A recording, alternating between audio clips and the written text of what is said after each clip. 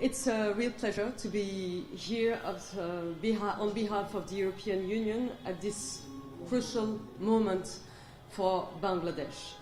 I would like to start with one very clear message. Bangladesh can count on the European Union. We are a reliable partner.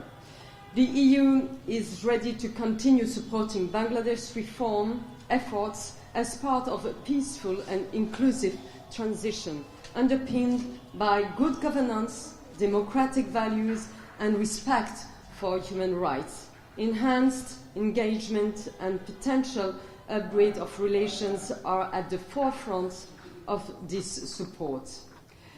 I reaffirmed this to Chief Advisor, the Advisor for Foreign Affairs, and the High Representative on Rohingya issues. The EU is willing to reinforce our partnership to boost cooperation in trade, development, disaster preparedness, and other areas of mutual interest. As Commissioner in charge of humanitarian assistance, I also want to reiterate our commitment as a major donor of humanitarian aid. Today, I'm pleased to announce a new aid package worth over 68 million euros in humanitarian aid.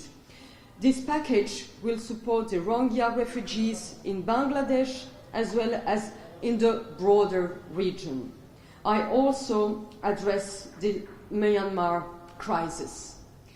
Over 32 million euros will help support over 1 million Rohingya refugees living in this country, mainly in Cox's Bazar and their host communities. We will continue our strong action to help respond to protracted crises around the world, including to help Rohingya refugees. And I welcome the high-level conference proposed by the Chief Advisor Yunus.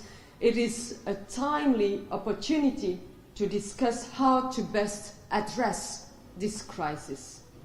Bangladesh has responded to the large influx of Rohingya refugees with remarkable generosity. And the EU has been right by your side, supporting the response since 2017. Yesterday, I visited Kutupalong camp.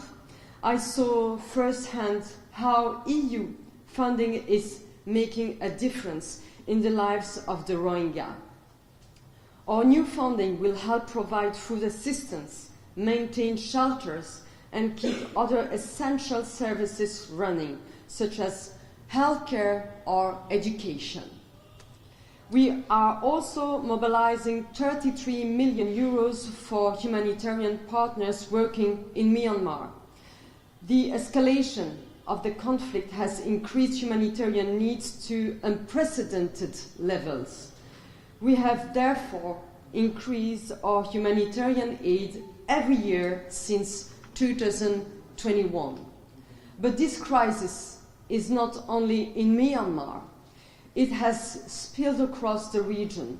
So we have allocated another 3.5 million euros for refugees and host communities in India, Indonesia, Malaysia, and Thailand.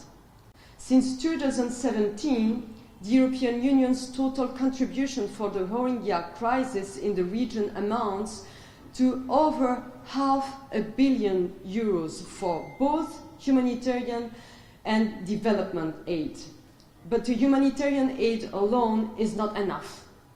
We must also look for lasting solutions that reduce refugees' dependence on aid. The EU is willing to continue to support initiatives that are strengthening both the economic and livelihoods opportunities of refugees, as well as benefiting the local host communities.